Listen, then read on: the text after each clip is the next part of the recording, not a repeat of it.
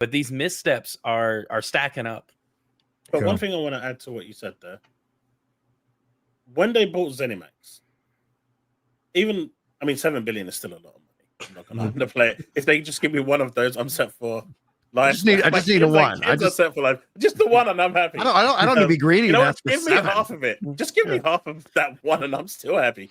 But when they bought ZeniMax, even if there was some troubles during the whole transition and a couple of games failed, Microsoft as a corporation could just sweep that under with their AI services, data services. The cost could be absorbed. But it was once they went and bought ABK, that 70 billion turned heads. It opened eyeballs. And that's when, the likes of Satya got involved. When did you ever hear Satya getting involved with Xbox? Right. Ever. Even when they bought ZeniMax. He was never in the picture. But the moment that 70 billion got involved, I don't judge him for it. 70 billion, you're like, it's a lot of money, but a lot of people are blaming the, Sarah, Phil. I mean, I'm going to blame Matt because I don't know what he does. But I get it because they have bosses too. And if Satya says, you're going to jump, Phil is jumping, right? He's not going to turn around and tell Satya to shut his face. That's his boss at the end of the day. Right. Phil is way higher than him. And I personally believe that a lot of this that's happening now is from the top line. It's the Microsoft side of things and not the Xbox. I think the Xbox side tried to think, and even Arcane Studios, where they messed up Redfall. I reckon they got that extra year thanks to the likes of Phil, who probably negotiated that extra year to try and turn it around. Yeah. I wonder too, like to your point, Chaos, about the ABK, acquisition putting more pressure. Redfall, I know, was in development for like 5 years, right? They probably could have easily swept that under the rug, like you said, if that acquisition didn't happen. Now, I don't know the development cost on Redfall. I've just looked all over the internet. I'm not seeing a number, but a 5-year development cost for a game like that was not cheap. It would have been high, but they would have been able to. It would have been swept. Yeah, they would have been absolutely. But again, I'm right there with you. At this point, there's so much debt coming in from that division in Microsoft where everyone has their eyes on it because there's a lot more responsibility to the stockholders now that they have too. So that fiduciary element is going to put more pressure on every single behavior and action in that entire gaming division. Case in point, I just saw this morning. Xbox is now launching their mobile storefront. Yes. And I'm going to bet that we're going to see with that mobile storefront an integration with Game Pass at some point. Like they're going to lean into that because that's what I've heard people predict. People in the industry going like, with the acquisition, they got King mobile. You're going to see that, and then what they need to do is bring Game Pass into that kind of mobile environment.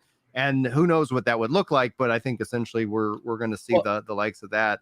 I think we can guess on what that's going to look like pretty smartly because it's like we have Netflix games, which you just need your Netflix account to download an app and then you have access. And Microsoft could very well do that. And then you have Apple Arcade, which is very much more of a platform with a bunch of games. Yeah, Apple Arcade's a weird one. I like the model because it's essentially Game Pass, but like there's some more rules around it as opposed to just Game Pass where there's offer the deal if they want to join Game Pass and have their game. Walled garden, and then you have to apply to within the walled garden, be invited into the incredibly walled oasis where they will let people develop games that were never designed to be monetized. Like that's the whole idea of Apple. Well, and the games I don't know if we just remove the money component. We just took that out of it. And in theory, you would think like you get these really great games, and there are some really great ones in there. That's what I was gonna say. Like the games get Apple Arcade included. If you guys buy an Apple device and it gets included, give it a shot. Put the alert in your calendar to remember to turn it off if you're not enjoying it. Because subscriptions do add up. But it's definitely an interesting model.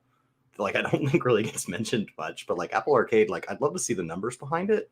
There was some trouble a few months ago where some games were being pulled or canceled. Personally, the games I've played on it, I've enjoyed, but it's very few. But I like the fact that like every game on it has to have controller support. it works on every modern Apple device. So it's not just mobile. You put it on an Apple TV with an Xbox controller, and now Apple TV is a little bit of a console. You know, it's not high quality AAA games yet, but now we've got Resident Evil on Mac, and you know, Apple's been turtling into the gaming space for a number of decades now, but like very slowly. Yeah.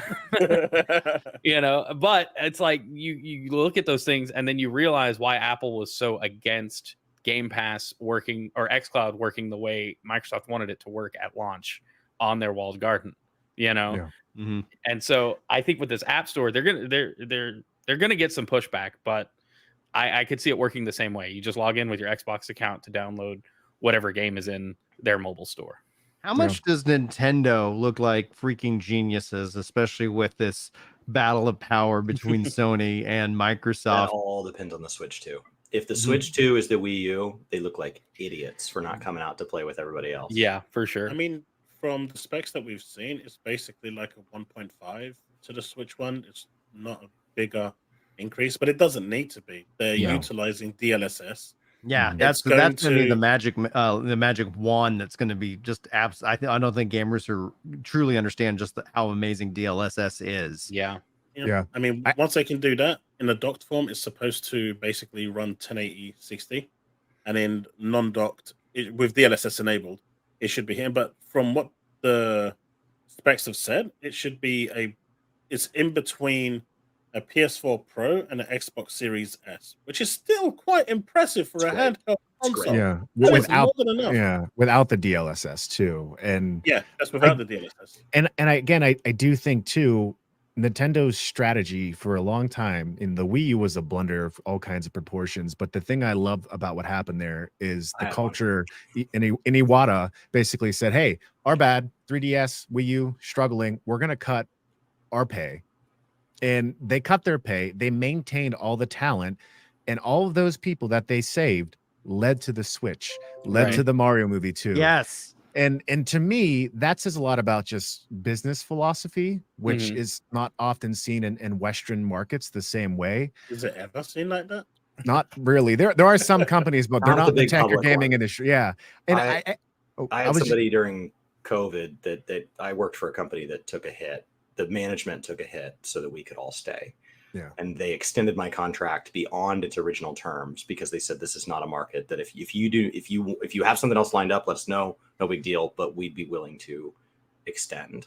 So like I've seen it happen, but never at scale. Yeah.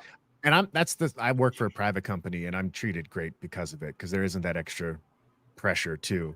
But I think too, Nintendo's philosophy on game design and hardware is integrated, right? This goes back, I've mentioned this a tons of time, Gunpei Yokoi, lateral thinking with weather technology. Let's take affordable, proven tech that's not going to break the bank. It's not going to be the latest in hardware acceleration. We're not pushing for 8K, but let's do something new and fun with it, because at the end of the day, games are supposed to be fun. I think that's going to benefit them from their software perspective too, where they're not necessarily falling into the trap of games that cost 300 million to make as well.